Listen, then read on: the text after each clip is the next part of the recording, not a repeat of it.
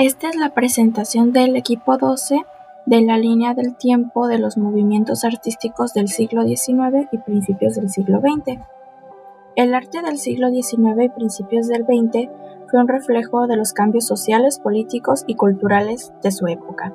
En esta línea del tiempo vamos a explorar tres movimientos clave: el romanticismo, realismo y constructivismo ruso, y dos corrientes, el impresionismo y el dadaísmo.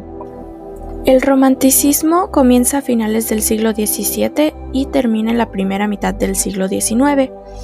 En esta época la belleza se veía como algo grandioso e ideal.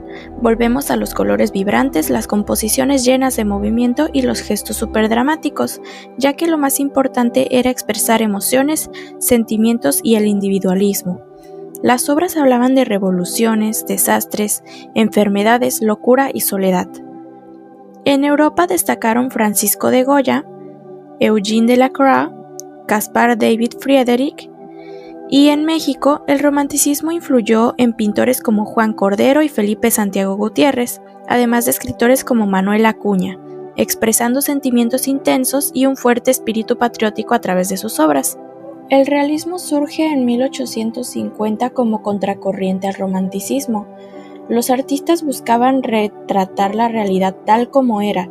Sus temas principales fueron la vida cotidiana, los campesinos y los trabajadores.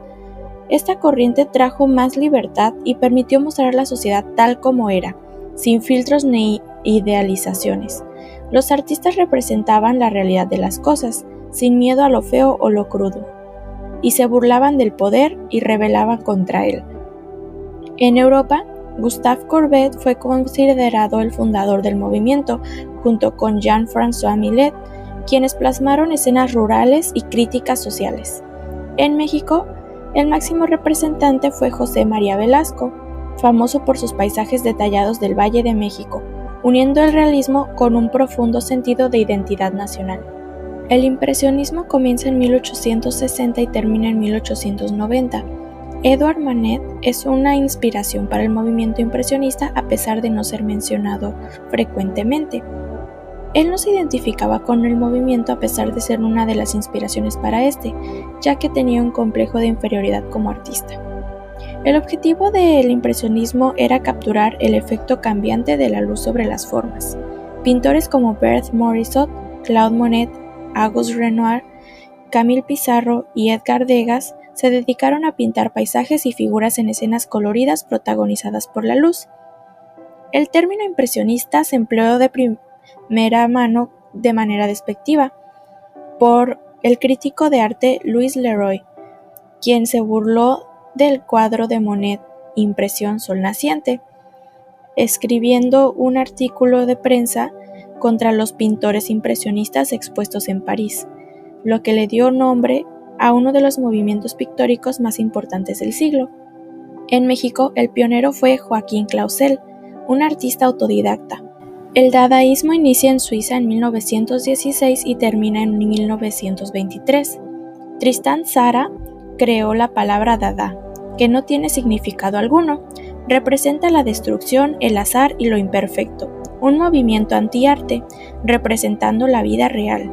Sus principales exponentes son Hannah Höch, Elsa von Freytag, Lorin Hoven y George Grosz, entre otros. El movimiento dadaísta fue interdisciplinario, manifestándose tanto en las artes plásticas como en la literatura. El constructivismo ruso inicia en 1915 y termina en 1932. Fue un estilo de arte y diseño que buscaba unir arte y tecnología para crear cosas útiles, transformando la manera de entender el arte. No solamente se trataba de pintar o esculpir, sino diseñar edificios, carteles y objetos funcionales. Vladimir Tatlin fue una figura clave con sus proyectos arquitectónicos.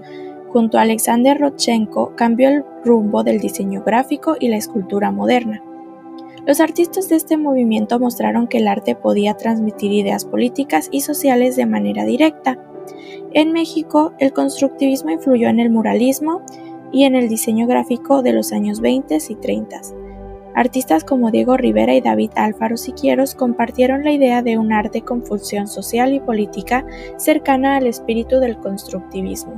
Como conclusión compartimos 3 obras que consideramos son el resultado de la influencia de los movimientos artísticos en la evolución del arte y la sociedad actual, ya que podemos ver un conjunto de técnicas y valores sociales en estas obras. Eso sería todo. Muchas gracias por su atención.